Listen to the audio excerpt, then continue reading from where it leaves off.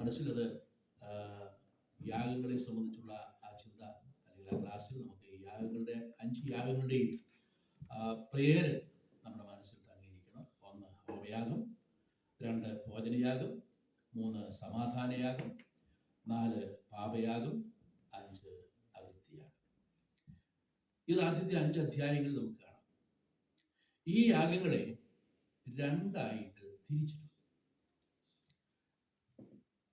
2ആയിട്ട് തിരിച്ചിരിക്കുന്നു എന്ന് പറയുന്നത്, 1 സൗരഭ്യവാസനയായ യാഗം. നമ്മളിപ്പോൾ വായിച്ച ഭാഗത്തത് കണ്ടു. ഇത് യഹോവയ്ക്ക് സൗരഭ്യവാസനയായ യാഗം, യഹോവയ്ക്ക് യാഗങ്ങളിൽ അതിവിശുദ്ധം. 2ാമത്തേത് സൗരഭ്യവാസന അല്ലാത്ത യാഗങ്ങൾ. സൗരഭ്യവാസനയായ യാഗങ്ങൾ എന്ന് പറയുന്നത് 3ആണ്. അത് ആദ്യം പറഞ്ഞ 3 യാഗങ്ങൾ. ഹോമയാഗം, ഭോജനയാഗം, സമാധാനയാഗം. ഈ 3 യാഗങ്ങൾ സൗരഭ്യവാസന യാഗങ്ങളാണ്. എന്നാൽ അതേസമയം പാപയാഗവും അകൃത്യയാഗം ഇത് സൗരഭ്യവാസന അല്ലാത്ത യാഗങ്ങളുടെ ലിസ്റ്റിൽപ്പെടുക. അതെന്തുകൊണ്ടാണ് ആ നിലയിൽ സംഭവിച്ചത്, അല്ലെങ്കിൽ അങ്ങനെ 2 ഗണത്തിൽപ്പെടുത്തിയിരിക്കുന്നത് എന്നൊരു പക്ഷേ നമുക്ക് സ്വാഭാവികമായിട്ട് ചിന്തിക്കാം. ഈ പാപയാഗവും അകൃത്യയാഗവും സൗരഭ്യവാസന യാഗങ്ങളുടെ കൂട്ടത്തിൽ പെടുത്തി കൂടായിരുന്നോ? പക്ഷെ അങ്ങനെയല്ല ദൈവത്തിന് നമ്മെ പഠിപ്പിക്കുന്നത്. അതിനൊരു കാരണമുണ്ട്. യാഗങ്ങൾ പൊതുവെ ക്രിസ്തുവിന്റെ യാഗത്തിന് നിഴലാണ്. ഒരു വാക്യം നാം വായിച്ചാൽ പുതിയ നിയമത്തിലെ എഫേസ്യ ലേഖനം 5-ാം അധ്യായം 1-ാം വാക്യം, 1-ഉം 2-ഉം വാക്യം ഒന്ന് വായിച്ചു. എഫേസ്യൻ ചാപ്റ്റർ 5 വേഴ്സ് 1-2. ആകയാൽ പ്രിയമക്കളെന്ന പോലെ ദൈവത്തെ അനുകരിപ്പിൻ. ക്രിസ്തുവും നിങ്ങളെ സ്നേഹിച്ച് നമുക്ക് വേണ്ടി തന്നെത്താൻ ദൈവത്തിന് സൗരഭ്യവാസനയായ വഴിപാടും യാഗവുമായി അർപ്പിച്ചതുപോലെ സ്നേഹത്തിൽ നടത്തി. അപ്പോൾ അവിടെ നാം വായിക്കുന്നത്, ക്രിസ്തുവും നിങ്ങളെ സ്നേഹിച്ച് ദൈവത്തിന് സൗരഭ്യവാസനയായ വഴിപാടും യാഗവുമായി അർപ്പിച്ചു. അപ്പോൾ ഈ സൗരഭ്യവാസനയായ വഴിപാടും യാഗവുമായി അർപ്പിക്കപ്പെട്ടത് പ്രഥമമായിട്ട് പിതാവാം ദൈവത്തിനാണ്. ദൈവത്തെ പ്രസാദിപ്പിക്കുന്ന യാഗമായി ക്രിസ്തു ദൈവത്തിനെന്തായിത്തീർന്നു, പിതാവിനെന്തായിത്തീർന്നു. ക്രിസ്തു ദൈവത്തിന് സൗരഭ്യവാസനയായ വഴിപാടും യാഗവുമായി തീർന്നു. അതുകൊണ്ടാണ് കർത്താവ് ക്രൂശിൽ മരിക്കുവാൻ സമയത്ത് ഗെത്സമന തോട്ടത്തിൽ കർത്താവ് പറയുന്നുണ്ട്, പിതാവെ കഴിയുമെങ്കിൽ ഈ പാനപാത്രം എന്നിൽ നിന്ന് നീങ്ങും, എങ്കിലും ഞാൻ ഇച്ഛിക്കുന്നത് പോലെയല്ല അങ്ങ് ഇച്ഛിക്കുന്നത് പോലെ ആകട്ടെ. കർത്താവ് ഈ വാക്ക് പറയുമ്പോൾ ഇതൊരു പ്രവചനത്തിന്റെ നിവൃത്തിയാണ്. ഈ പ്രവചനം എവിടാന്നറിയാമോ? ഞാൻ ഇച്ഛിക്കുന്നത് പോലെയല്ല അങ്ങ് ഇച്ഛിക്കുന്നത് പോലെ ആകട്ടെ. എൻ്റെ ഇഷ്ടമല്ല അങ്ങയുടെ ഇഷ്ടം. നമുക്ക് വളരെ ഫെമിലിയർ ആയിട്ടുള്ളൊരു സങ്കീർത്തനമാണ് 40-ാം സങ്കീർത്തനം. 40-ാം സങ്കീർത്തനത്തിൽ ഈ പ്രവചന ഭാഗമുണ്ട്. ഇതാ ഞാൻ വരുന്നു, പുസ്തക ചുരുളിൽ എന്നെ കുറിച്ച് എഴുതിയിരിക്കുന്നു, ദൈവമേ നിന്റെ ഇഷ്ടം ചെയ്യുവാൻ. അപ്പൊ ആ വാക്യത്തിന്റെ നിവൃത്തിയാണ് കർത്താവ് ഗെത്സമനയിൽ പറയുന്നത്, കഴിയുമെങ്കിൽ ഈ പാനപാത്രം എങ്കിലും ഞാൻ ഇച്ഛിക്കുന്ന പോലെയല്ല. അപ്പൊ പിതാവാം ദൈവത്തിന്റെ ഇഷ്ടം സമ്പൂർണമായി നിവർത്തിക്കുക എന്നുള്ളതായിരുന്നു കർത്താവായ യേശു ക്രിസ്തുവിന്റെ താല്പര്യം. അതുകൊണ്ട് കർത്താവായ യേശു ക്രിസ്തു കാൽവറിയിൽ യാഗമായി തീരുമ്പോൾ ദൈവത്തിന് അത് സൗരഭ്യവാസനയാഗമായി. ആ നിലയിലാണ് ഹോമയാഗവും ബോധനയാഗവും സമാധാനയാഗവും ദൈവത്തിന് സൗരഭ്യവാസനയാഗങ്ങളായി. എന്നാൽ പാപയാഗവും അകൃത്യയാഗവും ആ നിലയിലല്ല. അതിന് അല്പം വ്യത്യാസമുണ്ട്. പാപയാഗവും അകൃത്യയാഗവും ക്രിസ്തു നമുക്ക് വേണ്ടി എന്തായി തീർന്നു എന്ന് വ്യക്തമാക്കിയാണ്. ക്രിസ്തു നമുക്ക് വേണ്ടി പാപയാഗമായി തീർന്നു, ക്രിസ്തു നമുക്ക് വേണ്ടി അകൃത്യയാഗമായി തീർന്നു. അല്ലേ? അതല്ലേ യെശയ്യാവ് 53 നാം വായിക്കുന്നത്. നമ്മുടെ അതിക്രമങ്ങൾ നിമിത്തം, നമ്മുടെ അകൃത്യങ്ങൾ നിമിത്തം തകർന്നു വിരിക്കുന്നു, നമ്മുടെ സമാധാനത്തിനായുള്ള ശിക്ഷ അവന്റെ മേലായി, അവന്റെ അടിപ്പിണരുകളാൽ നമുക്ക് സൗഖ്യം. അപ്പൊ പാപയാകവും അകൃത്യയാകവും ക്രിസ്തു നമുക്ക് വേണ്ടി എന്തായി തീർന്നിരിക്കുന്നു? ക്രിസ്തു നമുക്ക് വേണ്ടി പാപയാഗമായി അർപ്പിക്കപ്പെട്ടു. ക്രിസ്തു നമുക്ക് വേണ്ടി അകൃത്യയാഗമായി അർപ്പിക്കും. നമ്മുടെ എല്ലാവരുടെയും അകൃത്യം യഹോവ അവന്റെ മേൽ ചുമത്തി. അതാണ് പാപയാഗവും അകൃത്യയാഗവും. അത് സൗരഭ്യവാസന യാഗങ്ങളുടെ ഗണത്തിൽ ഉൾപ്പെടുത്തിയിട്ടില്ല. കാരണം പാപികളായ നമുക്ക് വേണ്ടി ക്രിസ്തു യാഗമായി തീർന്നതിൻ്റെ വ്യക്തമായ ചിത്രം അവിടെ വെളിപ്പെടുത്തിയിരിക്കുകയാണ്. എന്നാൽ ഹോമയാഗവും ഭോജനയാഗവും സമാധാനയാഗവും പ്രഥമമായിട്ട് ക്രിസ്തു ദൈവത്തിന് സൗരഭ്യവാസനയായ യാഗമായി അർപ്പിക്കപ്പെട്ടു എന്ന് വ്യക്തമാക്കിയാണ്. ഇനി നമുക്ക് ഈ യാഗങ്ങളുടെ ഇൻഗ്രീഡിയൻസ് ഒന്ന് പരിശോധിക്കാം.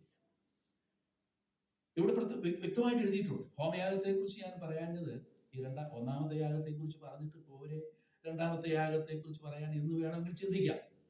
പക്ഷേ നമ്മുടെ പ്രാക്ടിക്കൽ ലൈഫുമായിട്ട് കുറച്ചുകൂടെ ബന്ധപ്പെടുത്തി ചിന്തിക്കാൻ കഴിയുന്ന ഒരു വിഷയം എന്നുള്ള നിലയിലാണ് ഞാൻ ഈ രണ്ടാമത്തെ യാഗത്തെ സംബന്ധിച്ച്, ഭോജനയാഗത്തെ സംബന്ധിച്ച് അല്പം കാര്യങ്ങൾ പറയാം എന്നാഗ്രഹിച്ചത്. ഹോമയാഗത്തെ സംബന്ധിച്ച് നല്ലൊരു പഠനമാണ്. ഹോമയാഗം സമ്പൂർണമായി അതിൻ്റെ മേധസ് മുഴുവനും അത് സമ്പൂർണമായിട്ട് എന്ത് ചെയ്യണം? യാഗപീഠത്തിൽ ദഹിപ്പിക്കണം. ഒന്നും അല്പം പോലും മാറ്റിവെക്കുവാനില്ല. സമ്പൂർണ്ണ ദഹനയാഗമാണ് ഹോമയാഗം. ഇത് കർത്താവിന്റെ യാഗത്തെ വ്യക്തമാക്കുന്നതായിട്ട് ഇതിന്റെ സാദൃശ്യം നാം പഠിക്കുമ്പോൾ നമുക്ക് മനസ്സിലാക്കാൻ കഴിയും. യാഗത്തിൽ വളരെ അനുഗ്രഹിക്കപ്പെട്ട ചില ചിന്തകൾ ഇതിനകത്തുണ്ട്. ആരാധനയോടുള്ള ബന്ധത്തിലും ക്രിസ്ത്യ ജീവിതത്തിലുള്ള ബന്ധത്തിലും ഹോമയാഗത്തെ കുറിച്ച് പഠിക്കുമ്പോൾ നമുക്ക് അനുഗ്രഹിക്കപ്പെട്ട ചില ചിന്തകൾ പറയുവാനായിട്ട് സാധിക്കും. എന്നാൽ ഭോജനയാഗം എന്ന് പറയുന്നത് രക്തരഹിത യാഗമാണ്. ഭോജനയാഗം രക്തരഹിത യാഗമാണ്. അതിൽ രക്തമില്ല, അതിൽ ധാന്യങ്ങളാണ്. മറ്റു യാഗങ്ങളിലെല്ലാം എന്ത് വേണം? ഒന്നുകിൽ കാള വേണം, അല്ലെങ്കിൽ ആട് വേണം, കുറഞ്ഞപക്ഷം ഒരു പ്രാവിനെയെങ്കിലും. കാശുള്ളവൻ കാളയെ കൊണ്ടുവരും, കാളയെ കൊണ്ടുവരാൻ നിവൃത്തിയില്ലാത്തവൻ ആടിനെ കൊണ്ടുവരും. ഇനി കാളയെയും ആടിനെയും കൊണ്ടുവരാൻ നിവൃത്തിയില്ലാത്ത ഒരു വ്യക്തിയാണെങ്കിൽ എന്തായാലും ഒരു യാഗവസ്തു എന്ത് ചെയ്യണം? അനിവാര്യമാണ്, കൊണ്ടുവന്നേ ഒക്കത്തുള്ളൂ. യാഗം കഴിച്ചേ ഒക്കത്തുള്ളൂ. യാഗം കഴിക്കുന്നതിന് അത്ഭുത സങ്കീർത്തനമായി യാഗം കഴിച്ചെന്നോട് നിയമം ചെയ്തതിന്റെ വിശുദ്ധന്മാരെ എൻ്റെ അടുക്കൽ. അപ്പൊ ദൈവത്തോടുള്ള ഉടമ്പടിയാണ്, ദൈവത്തോടുള്ള നിയമമാണ് ഈ യാഗങ്ങളിലൂടെ നടന്നുകൊണ്ടിരിക്കുന്നത്. നെല്ലായിരുന്നു, സാദൃശ്യമായിരുന്നു ഈ യാഗങ്ങൾ അർപ്പിക്കപ്പെട്ടേ മതിയാകും. ഹോമയാഗത്തോടുള്ള ബന്ധത്തിൽ കാളയെ അർപ്പിക്കുക, അല്ലെങ്കിൽ ആടിനെ അർപ്പിക്കുക, അല്ലെങ്കിൽ പ്രാവിനെ അർപ്പിക്കുക, അതിനെ മുഴുവനായിട്ട് യാഗപീഠത്തിൽ ദഹിപ്പിക്കുന്ന ഒരു ചിത്രമാണ് നമുക്കവിടെ കാണാൻ കഴിയുന്നത്. ഭോജനയാഗത്തോടുള്ള ബന്ധത്തിൽ അതിന് അത്യന്താപേക്ഷിതമായിരിക്കുന്നത് നമ്മുടെ വായിച്ചു, ആരെങ്കിലും യഹോവയ്ക്ക് ഭോജനയാഗമായ വഴിപാട് കഴിക്കുമ്പോൾ അവന്റെ വഴിപാട് നേരിയ മാവായിരിക്കും. പ്രധാനപ്പെട്ട വസ്തു എന്ന് പറയുന്നത് എന്തുവാ? നേരിയ മാവ്. നമുക്കറിയാം, ഇന്ന് നേരിയ മാവിന് വളരെ ബുദ്ധിമുട്ടൊന്നുമില്ല. ഇൻസ്റ്റന്റ് ആയിട്ട് നേരിയ മാവ് കിട്ടും. എന്നാൽ പണ്ടൊക്കെ അങ്ങനെയല്ല. പണ്ടൊക്കെ നേരിയ മാവ് ആണെങ്കിൽ എൻ്റെയൊക്കെ ചെറുപ്പകാലത്ത് അപ്പം ചുടുക എന്ന് പറയുന്നത് വല്ല കാലത്തിലും.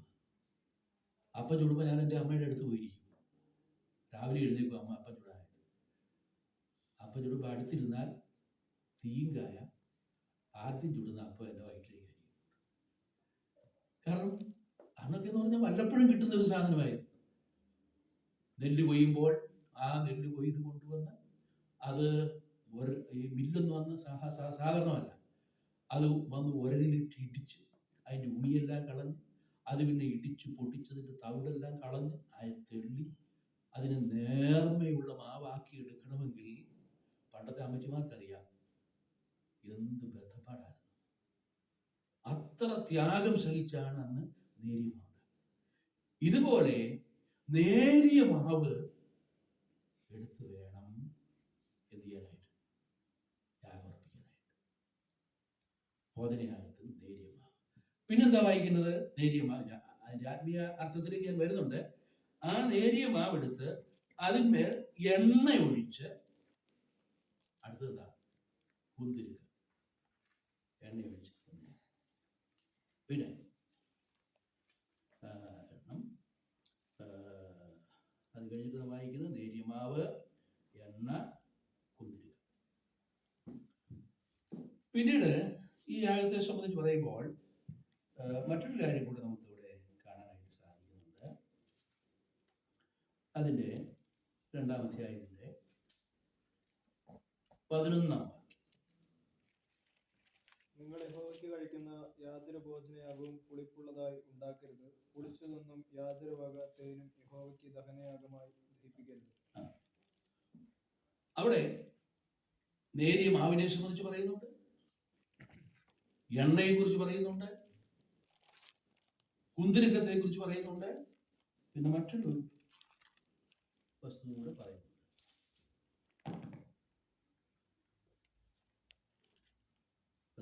ഉപ്പ് ചേർക്കണം. 13 വാക്യം വായിച്ചു. നിന്റെ ഭോജനയാഗത്തിനൊക്കെയും ഉപ്പ് ചേർക്കണം. നിന്റെ ദൈവത്തിന്റെ നിയമത്തിന് ഉപ്പ് ഭോജനയാഗത്തിന് ഇല്ലാതിരിക്കരുത്. എല്ലാ വഴിപാടിനും ഉപ്പ് ചേർക്കണം. എല്ലാ വഴിപാടിനും ഉപ്പ് ചേർക്കണം.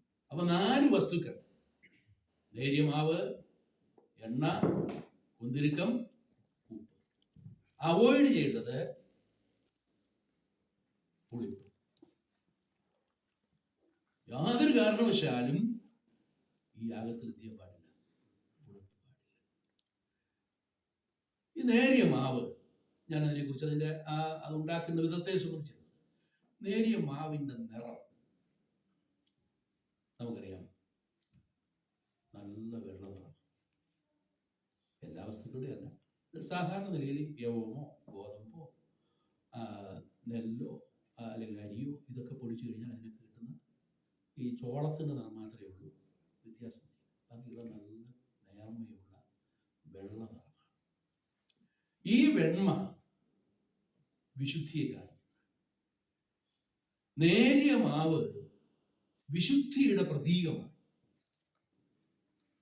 ഈ യാഗം കർത്താവിനെ പ്രതിനിധാനം ചെയ്യുമ്പോൾ നാം മനസ്സിലാക്കേണ്ടത് നമ്മുടെ കർത്താവിൻ്റെ വിശുദ്ധിയാണ്. കർത്താവിനെ സംബന്ധിച്ച് തിരുവെഴുത്തിൽ അവിടെ എല്ലാം പറഞ്ഞിട്ടുണ്ട്. അവൻ പാപം ഇല്ലാത്തവനാണ്, പാപം അറിയാത്തവനാണ്, പാപം ചെയ്യാത്തവനാണ്. അപ്പോസ്തലനായ പൗലോസ്, യോഹന്നാൻ, പത്രോസ്, ഈ 3 അപ്പോസ്തലന്മാരും യേശുക്രിസ്തുവിനെ കുറിച്ച് പറഞ്ഞിരിക്കുന്ന വാക്കുകൾ നമുക്കറിയാം. അവൻ പാപം ചെയ്തിട്ടില്ല, പാപം അറിഞ്ഞിട്ടില്ല, അവനിൽ പാപം ഇല്ല. യേശുക്രിസ്തുവിന്റെ മഹാപൗരോഹിത്യ ശുശ്രൂഷയെ സംബന്ധിച്ച് പറയുമ്പോൾ പവിത്രൻ, നിർദോഷൻ, നിർമ്മലൻ, പാപികളോട് വേർപെട്ടവൻ, സ്വർഗത്തെക്കാൾ ഉന്നതനായി തീർന്നവൻ, ഇങ്ങനെയുള്ള മഹാപുരോഹിതനല്ലോ നമുക്ക് വേണ്ടി. ഒരിക്കൽ കർത്താവ് ജനസമൂഹത്തെ അഭിസംബോധന ചെയ്തുകൊണ്ട് ഇങ്ങനെ പറഞ്ഞു: നിങ്ങളിൽ ആർക്ക് എന്നെ പാപത്തെക്കുറിച്ച് ബോധം വരുത്തുവാൻ കഴിയും? ഒരു ജനസമൂഹത്തിന്റെ മധ്യത്തിൽ നിന്നുകൊണ്ട് നിങ്ങളിൽ ആർക്ക് എന്നെ പാപത്തെക്കുറിച്ച് ബോധം വരുത്തുവാൻ കഴിയുമെന്ന് യഹൂദ മതപുരോഹിതന്മാരോ അല്ലെങ്കിൽ നമ്മിൽ ആരെങ്കിലുമോ ഒരാൾ ചോദിക്കുകയാണെങ്കിൽ, ഒരിക്കൽ പോലും അങ്ങനെ ചോദിക്കാനുള്ള ധൈര്യം നമുക്കാർക്കുണ്ട്? മനുഷ്യരായി പിറന്ന ആർക്കും ഉണ്ടാകത്തില്ല. എന്നാൽ കർത്താവായ യേശുക്രിസ്തു ചോദിക്കുന്നു, നിങ്ങൾ ആർക്ക് എന്നെ പാപത്തെക്കുറിച്ച് ബോധം? പാപമില്ല എന്ന് ഉറപ്പുള്ള ഒരു വ്യക്തിക്ക് മാത്രമേ അത് പറയാൻ കഴിയൂ. അങ്ങനെ കർത്താവിൽ പാപമില്ല. യേശുവിനെ ശോധന ചെയ്തു. യേശു യാഗം കഴിക്കുന്നതിന് മുമ്പ്, അറക്കപ്പെട്ട കുഞ്ഞാടായി താൻ പാപികൾക്ക് വേണ്ടി യാഗമായി തീരുന്നതിന് മുമ്പ് ശോധന ചെയ്യണം. മൃഗമാണെങ്കിൽ ശോധന ചെയ്യണം. ഊനമുണ്ടെങ്കിൽ എന്ത് ചെയ്യാൻ പാടില്ല? യാഗമായി അർപ്പിക്കാൻ പാടില്ല. ഊനമില്ലാത്തതിനെ വേണം യാഗം അർപ്പിക്കാൻ. അപ്പോൾ യേശുവിനെ ശോധന ചെയ്തു. യേശുവിനെ ശോധന ചെയ്തത് ഏതൊക്കെ നിലയിലാണ് ശോധന ചെയ്തത്? സ്വർഗം ശോധന ചെയ്തു, ഭൂമി ശോധന ചെയ്തു, പാതാള ലോകം ശോധന ചെയ്തു. 3 ലോകങ്ങളാണ്, ത്രിലോകങ്ങൾ. സ്വർഗവും ഭൂമിയും. ഇത് ബൈബിളിലെ നിർവചനമാണ്. സ്വർലോകരും ഭൂലോകരും അധോലോകരും. അപ്പൊ സ്വർഗം എങ്ങനെയാണ് ശോധന ചെയ്തത്? എപ്പോഴാണ് ശോധന ചെയ്തത്? സ്വർഗം ശോധന ചെയ്തപ്പോഴാണ് കർത്താവ് തന്റെ പരശുശ്രൂഷയ്ക്കായി വരിക. പരശുശ്രൂഷയ്ക്ക് വരുമ്പോൾ സ്നാനസന്ദർഭം, സ്വർഗത്തിൽ നിന്ന് ശബ്ദം, ഇവൻ എൻ്റെ പ്രിയപുത്രൻ, ഇവനിൽ മറ്റൊരു സന്ദർഭത്തിൽ ഇതേ വാചകം നമുക്ക് കാണാം. മറുരൂപനെ രൂപാന്തരപ്പെടും. ഇവൻ എൻ്റെ പ്രിയപുത്രൻ, ഇവന് ചെവി കൊടുപ്പി. ഭൂമിയിൽ ആരൊക്കെ സാക്ഷിച്ചു? ഭൂലോകര്. എത്ര പേരാ യേശുവിൽ പാപമില്ലെന്ന് പറഞ്ഞേക്കുന്നത്? അപ്പോസ്തലന്മാരെല്ലാവരും പറഞ്ഞു. യേശുവിനെ ക്രൂശിക്കുവാൻ സമയത്ത്, യേശുവിനെ വിസ്തരിക്കുന്ന സമയത്ത് ഹന്നാവ്, കയ്യഫ കുറ്റം കണ്ടില്ല. അന്നത്തെ മതകോടതിയുടെ മുമ്പിൽ യേശുവിനെ വിസ്തരിച്ചു. സന്നിധിയും സംഘം മരണകരമായ കുറ്റമൊന്നും കണ്ടില്ല. യേശുവിനെ പീലാത്തോസിന്റെ അടുക്കൽ അയച്ചു. പീലാത്തോസ് വിസ്തരിച്ചു. പീലാത്തോസ് യേശുവിനെ കുറ്റവും കണ്ടില്ല. അത് കഴിഞ്ഞ് പീലാത്തോസ് യേശു ഗലീലക്കാരനാണെന്ന് അറിഞ്ഞുകൊണ്ട് ഗലീല നാട് വാഴുന്ന ഹെരോദാവിന്റെ അടുക്കിലേക്ക് അയച്ചു. ഹെരോദാവും വിസ്തരിച്ചു. കുറ്റം ഒന്നും കണ്ടില്ല. വീണ്ടും ആറാമത്തെ പ്രാവശ്യം 5 കോടതികളിൽ 6 പ്രാവശ്യം മാറി മാറി വിസ്തരിക്കപ്പെട്ടു. പീലാത്തോസിന്റെ കോടതിയിൽ ഒടുവിലായി വിസ്തരിച്ചു. അവസാനത്തെ വിസ്താരത്തിന് പോകുന്ന ആ സമയത്ത് എൻ്റെ ഭാര്യ പറഞ്ഞു, ആ നീതിമാന്റെ കാര്യത്തിൽ ആ നീതിമാന്റെ കാര്യത്തിൽ നിങ്ങൾ നീതി നിർവഹിക്കുന്ന വ്യക്തിയാണ്. റോമൻ ഗവർണറായി നീതിപീഠത്തിന്റെ ഏറ്റവും ഉന്നത ശൃംഗത്തിലിരിക്കുന്ന വ്യക്തിയാണ്. ഈ മനുഷ്യൻ നീതിമാനാണ്. ആ നീതിമാന്റെ കാര്യത്തിൽ നിങ്ങൾ ഇടപെടരുത്. ഇത് കേട്ടോണ്ടാണ് പോയത്, കോടതിയിലേക്ക് പോയത്, അരമനയിലേക്ക് പോയത്. അവിടെ ചെന്നു യേശുവിനെ വിസ്തരിച്ചു. എല്ലാവരും യേശുവിൽ കള്ളസാക്ഷികളേക്ക് വരുത്തി. എല്ലാവരും ഇങ്ങനെ കുറ്റപ്പെടുത്തിക്കൊണ്ടിരിക്കുക. അങ്ങനെ കുറ്റപ്പെടുത്തിക്കൊണ്ടിരിക്കുമ്പോൾ പീലാത്തോസ് യേശുവോട് ചോദിച്ചു, നീ വാസ്തവമായി നീതിമാനാണോ? നീ യഹൂദന്മാരുടെ രാജാവാണോ? ഇവർ പറയുന്നു യഹൂദന്മാരുടെ രാജാവ്.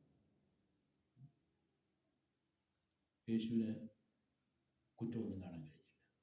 അപ്പോൾ പീലാത്തോസിനൊരു ആശയം, കുറ്റമില്ലാത്തവനെ ഒരിക്കലും ശിക്ഷിക്കാൻ പാടില്ല.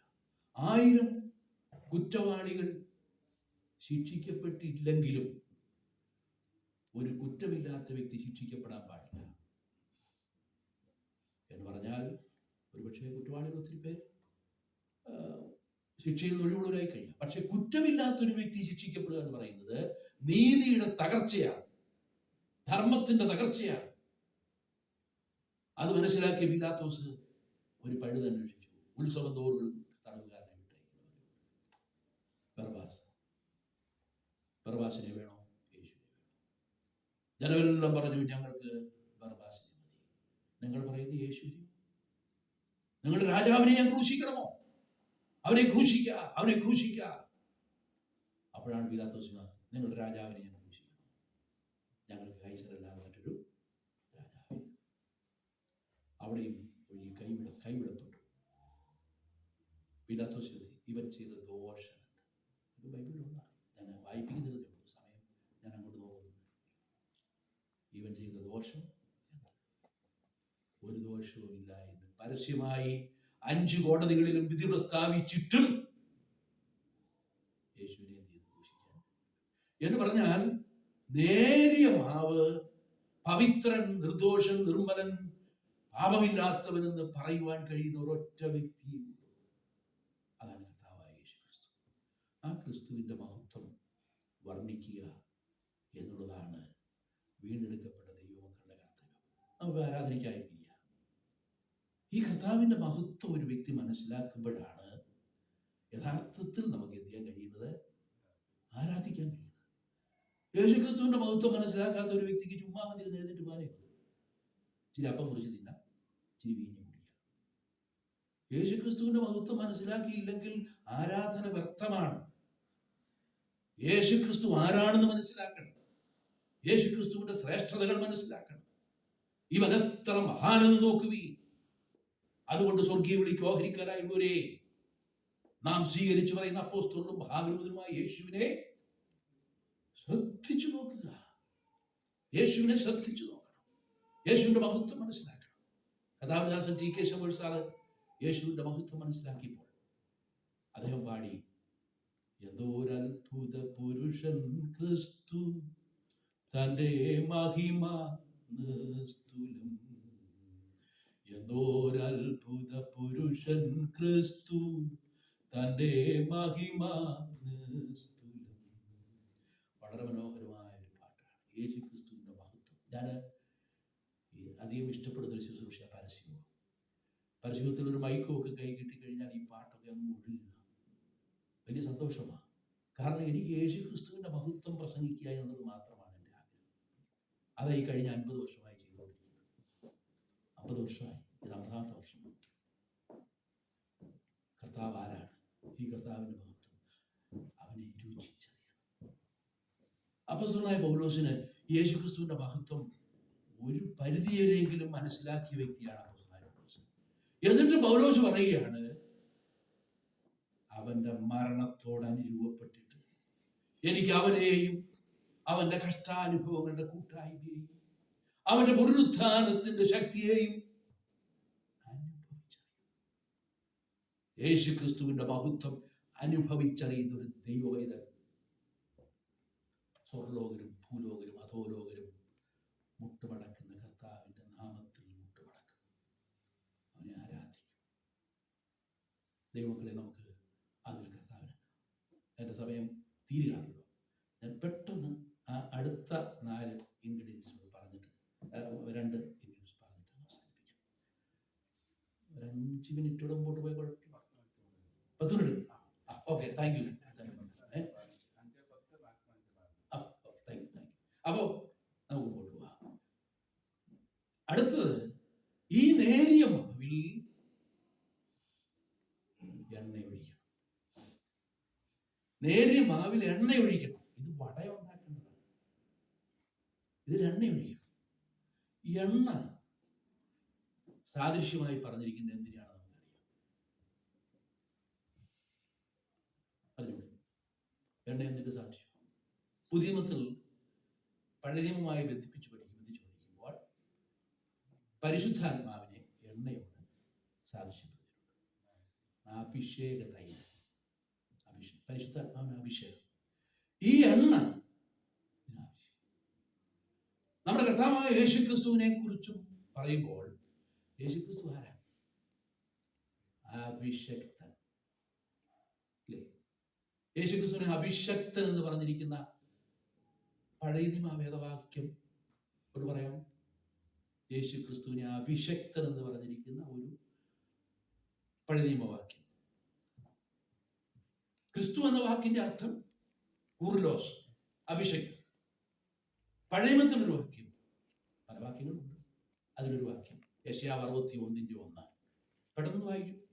യെശയ്യാവ് ഇല്ല, വേണ്ട, സമയമില്ല. ദരിദ്രന്മാരോട് സുവിശേഷം അറിയിപ്പാൻ യഹോവയായ കർത്താവിനെ അഭിഷേകം ചെയ്തിരിക്കുന്നു. ഇനി മറ്റൊരു വാക്യം, അഭിഷക്തൻ എന്ന് തന്നെ പറഞ്ഞിരിക്കുന്ന ഒരു വാക്യമുണ്ട് പഴയ നിയമത്തിൽ. അഭിഷക്തൻ. ദാനിയേൽ പ്രവചനം ഓർക്കുന്നില്ലേ? ദാനിയേൽ പ്രവചനത്തിൽ എന്താ പറഞ്ഞിരിക്കുന്നത്? അഭിഷക്തൻ. അഭിഷേകത്തിന് എന്ത് ചെയ്യുന്ന? 7 ആഴ്ചവട്ടവും 62 ആഴ്ചവട്ടവും കഴിഞ്ഞിട്ട് അഭിഷക്തൻ ചെയ്തിരിക്കും. 7 ആഴ്ചവട്ടവും 62 ആഴ്ചവും കഴിഞ്ഞിട്ട് അഭിഷേകൻ ചെയ്യും. ഈ 7 ആഴ്ചവട്ടവും 62 ആഴ്ചവും കഴിഞ്ഞപ്പോൾ 69ാമത്തെ ആഴ്ചവട്ടം കഴിഞ്ഞു. അഭിഷേകൻ ഛേദിക്കപ്പെട്ടു. ഇനി അടുത്ത ആഴ്ചവട്ടം കിടക്കുന്നേ ഉള്ളൂ, 70ാം ആഴ്ചവട്ടം. ഇതിനൊരു ഇടക്കാലം. ഈ ഇടക്കാലം വന്നതുകൊണ്ടാണ് നമ്മളൊക്കെ ഇങ്ങനെ. ഈ ഇടക്കാലം ഇല്ലായിരുന്നെങ്കിൽ നമ്മൾ ഇവിടെ കാണുന്നത്. ഒന്ന് ആലോചിച്ച് നോക്കി. ദൈവത്തിന്റെ കാര്യപരിപാടിയാ, ദൈവത്തിന്റെ പദ്ധതിയാ. ഈ ഇടക്കാലം എങ്ങനെ വന്നേ? യഹൂദജനം അവനെ തള്ളിക്കളഞ്ഞു. അവനെ ഞങ്ങൾക്ക് വേണ്ട. അവൻ സ്വന്തത്തിലേക്ക് വന്നു, സ്വന്തമായി അവനെ കൈക്കൊണ്ടില്ല. എന്നാൽ അവനെ കൈക്കൊണ്ട് അവന്റെ നാമത്തിൽ വിശ്വസിക്കുന്ന ഏവർക്കും ദൈവമക്കളായി തീരാൻ അധികാരം. അതുകൊണ്ടാണ് നമ്മൾ ഈ ഇടക്കാലത്ത് വന്നത്. യഹൂദജനം തള്ളിക്കളഞ്ഞു. എന്നാൽ ഇനിയും അഭിഷേകൻ, ഛേദിക്കപ്പെട്ട അഭിഷേകത്തിന് യഹോവ മശീഹയായി യഹൂദജനത്തിന്റെ മശീഹയായി വീണ്ടും വരാൻ പോവുക. ദൈവജനത്തിന്റെ സഭാകാന്തനായി ആത്മമണവാളനായി മടങ്ങി വരാൻ പോവുക. ദൈവത്തിലെ അഭിഷിക്തൻ. അപ്പോ നമ്മുടെ കർത്താവായ യേശുക്രിസ്തു അഭിഷക്തനാണ്. പരിശുദ്ധാത്മാവിനാൽ ജനനം പ്രാപിച്ച കർത്താവ്. പരിശുദ്ധാത്മാവിനാൽ ജനനം എടുത്ത ഇല്ലേ? അങ്ങനെയല്ലേ പറഞ്ഞേക്കുന്നേ? മത്തായി 1:21 എന്താ പറഞ്ഞേക്കുന്നത്? മത്തായി 1:21 നമുക്ക് എല്ലാവർക്കും അറിയാം. അവൻ തന്റെ ജനത്തെ അവരുടെ പാപങ്ങളിൽ നിന്ന് രക്ഷിപ്പാനിരിക്കൊണ്ട് യേശു. ലൂക്കോസിൽ നാം വായിക്കുന്നു, ആകയാൽ അത്യുന്നതന്റെ ശക്തി അവന്റെ മേൽ നിഴലിടും, ആകയാൽ ഉത്ഭവിക്കുന്ന പ്രജ വിശുദ്ധ പ്രജ.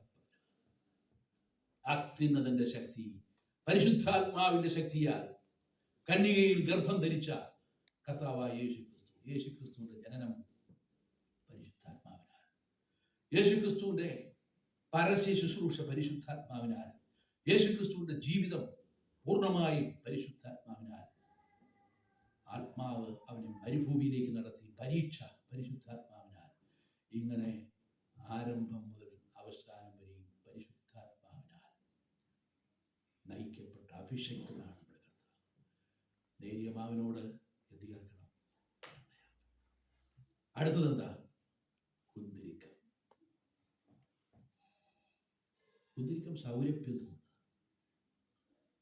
ഒരു മരത്തിന്റെ കറയാണ്. പക്ഷെ ഈ കറ അതുപോലെ തന്നെ ഇരുന്നാൽ ഒരു വിശേഷവുമില്ല. വെറും ഒരു കറ, ഒരു സുഗന്ധവുമില്ല. പക്ഷേ ഈ കുന്തിരിക്കത്തിന് സുഗന്ധം പറഞ്ഞവർ എന്ത് ചെയ്യണം? തീക്കകത്ത് അഗ്നിയിലിടണം. തീയിലിട്ട് കഴിയുമ്പോൾ കുന്തിരിക്കം സൗരഭ്യമായി.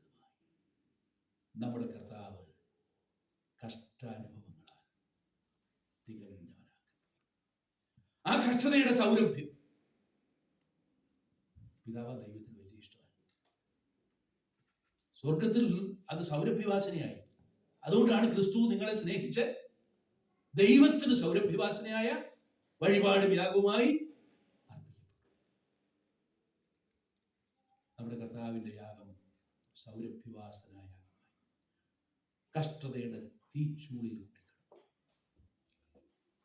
നമുക്കറിയാമല്ലോ കർത്താവിന്റെ യാഗം നിന്ന എന്റെ ഹൃദയത്തെ തകർത്ത്. അടിക്കുന്നവർക്ക് ഞാൻ മുതുകും, രോമം പറിക്കുന്നവർക്ക് എന്റെ കവിളും കാണിച്ചു കൊടുത്തു.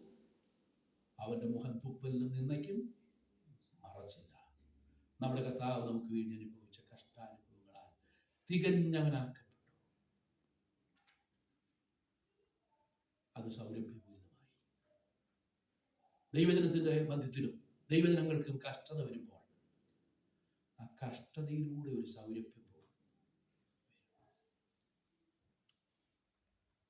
നിങ്ങൾക്ക് ചിലർക്കെങ്കിലും അറിയാം, എൻ്റെ ഒരു മൂത്ത മകൻ, ഞങ്ങളുടെ മൂത്ത മകൻ ഇന്നേക്ക് 30 വർഷം മുമ്പ് കർത്താവിനെ പ്രവേശിച്ചു. 14 വയസ്സുണ്ട്.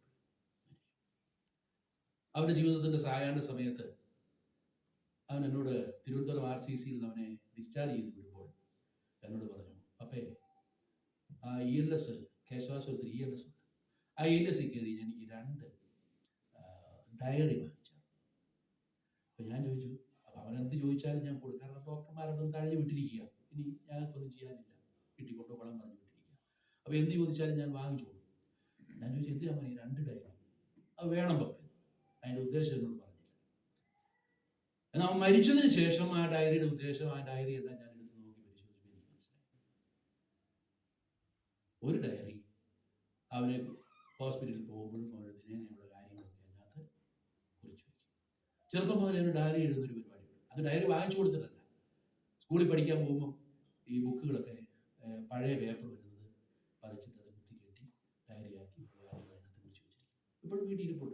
അവരുടെ ബാഗിനകത്ത് ഇതെല്ലാം ശേഖരിച്ചു വെച്ചിട്ടുണ്ട്. 2 ഡയറി. ഒരു ഡയറി എന്തിനാ പരിശോധിച്ച് നോക്കിയപ്പോൾ അതിനകത്ത് ഒരു ദേവദാസൻ പ്രസംഗിച്ച പ്രസംഗത്തിന്റെ പോയിന്റുകളെ കുറിച്ച് വെച്ചിരിക്കുക. അതിലൊരു വാചകം എങ്ങനെയാണ്? കഷ്ടതയുണ്ടെങ്കിലേ പ്രകാശിക്കാൻ കഴിയും. കഷ്ടത നമ്മെ പ്രകാശിപ്പിക്കും. നമ്മുടെ കർത്താവ് കഷ്ടാനുഭവങ്ങളാൽ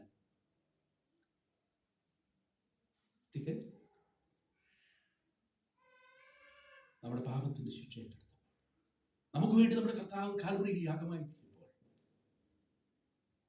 നാം അനുഭവിക്കേണ്ട വ്യഥകൾ, വേദനകൾ കർത്താവ് നമുക്ക് വേണ്ടി അനുഭവിക്കുമ്പോൾ ഇനി കഷ്ടതയൊന്നും ബാക്കി വെച്ചിട്ടില്ല. ആ കഷ്ടതയുടെ സൗരഭ്യം പിതാവിന് കൊന്തിരിക്കാം. അടുത്തത് ഉപ്പ്. നിന്റെ ബോധനയകത്ത് ഉപ്പ് ചേർക്കണം, ചേർക്കാതിരിക്കരുത്. വീണ്ടും പറയുന്നു, ഉപ്പ് മൂന്ന് പ്രാവശ്യം ആവർത്തിച്ചു ഉപ്പ് ചേർക്കണം. എന്തിനാ ഉപ്പ്? എന്താ ഉപ്പിന്റെ ഗുണം? നമുക്കെല്ലാവരും പറയാം. നല്ലൊരു കറി വെച്ചു, എല്ലാ കൂട്ടും കറിക്ക് വേണ്ടതെല്ലാം ചേർത്തു, മേശപ്പുറത്ത് വിളമ്പി വെച്ചു, കറി എടുത്ത് വായി വെച്ചു, ഉപ്പില്ല. ഇച്ചിരി ദേഷ്യമുള്ള ഭർത്താവാണെങ്കിൽ മിക്കവാറും ആ കറി പാഴ്സൽ പോകും. ഉപ്പില്ല. ആ ഉപ്പ് രുചി നൽകുന്നതാണ്. അതാ ഉപ്പിന്. ഉപ്പ് രുചി നൽകുക മാത്രമല്ല, അറുത്ത കൈക്ക് ഉപ്പ് തേക്കാത്തനാന്ന് പറയത്തില്ലേ? ഒരു പഴഞ്ചൊല്ലില്ലേ, നമ്മുടെയൊക്കെ നാട്ടിലില്ലേ, പല നാട്ടിലുള്ളവരാ. എന്നാലും അറുത്ത കൈക്ക് ഉപ്പ്. എന്തോ അതിൻ്റെ അർത്ഥം? ഉപ്പിനാണ്. പ്രിസർവേറ്റീവാണ്. അത് രോഗസൗഖ്യം, മുറിവുകളെ കൂട്ടി തുന്നാനുള്ള അല്ലെങ്കിൽ കൂട്ടി യോജിപ്പിക്കാനുള്ള, കരിക്കാനുള്ള, സൗഖ്യമാക്കാനുള്ള കഴിവ് ഉപ്പിന്. ഉപ്പിട്ട് പഥ്യമാക്കിയത് രാജാക്കന്മാർ പുസ്തകത്തിൽ വായിക്കുന്നില്ലേ? എരിഹോവിൽ അല്ലേ? ഗർഭനാശകമായ കുടിക്കാൻ കൊള്ളാത്ത വെള്ളം, അത് എലീശ പ്രവാചകന്റെ കാലത്ത് എന്ത് ചെയ്തു? ഉപ്പിട്ട് പഥ്യമാക്കി. പിന്നെ പണ്ടൊക്കെ ഫ്രിഡ്ജൊന്നും ഇല്ലാത്തപ്പോൾ എന്താ ചെയ്യുന്നത്? മീൻ വാങ്ങിച്ചാൽ, ഇറച്ചി വാങ്ങിച്ചാൽ, ഇറച്ചി അങ്ങനെ സാധനം വാങ്ങിക്കാറില്ല, മീൻ വാങ്ങിച്ചാൽ എന്ത് ചെയ്യും? വീട്ടിൽ കൊണ്ടുവന്നാൽ വളരെ കുറച്ച് ഉപ്പ്. ഉപ്പ് ജീർണതയിൽ നിന്ന് സംരക്ഷിക്കുന്ന. ഓ, ഇതൊക്കെ ദൈവാത്മാവ് ഇതിനകത്ത് കുത്തി നിറച്ച് വെച്ചിരിക്കുക. ബോധനയാഗത്തിന് ഉപ്പ് ചേർക്കണം, ചേർക്കാതിരിക്കരുത്. നാം അർപ്പിക്കുന്ന യാഗം ദൈവത്തിന് പ്രസാദകരമായിരിക്കണമെങ്കിൽ ഉപ്പ് മസ്റ്റ്. സമയം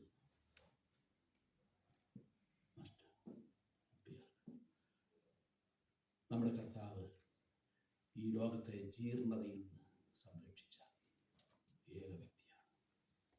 പാപത്തിന്റെ ജീർണതയിൽ കിടന്ന, നാശകരമായ കുഴിയിലും കുഴഞ്ഞ ചേറ്റിലും കിടന്ന മനുഷ്യവർഗത്തെ രൂപാന്തരപ്പെടുത്തി, രുചിയുള്ളവരാക്കി, മണമുള്ളവരാക്കി, സുഗന്ധമുള്ളവരാക്കി, പ്രയോജനമുള്ളവരാക്കി തീർത്തത് യേശു ക്രിസ്തുവിന്റെ രക്ഷണ പ്രവൃത്തിയാണ്.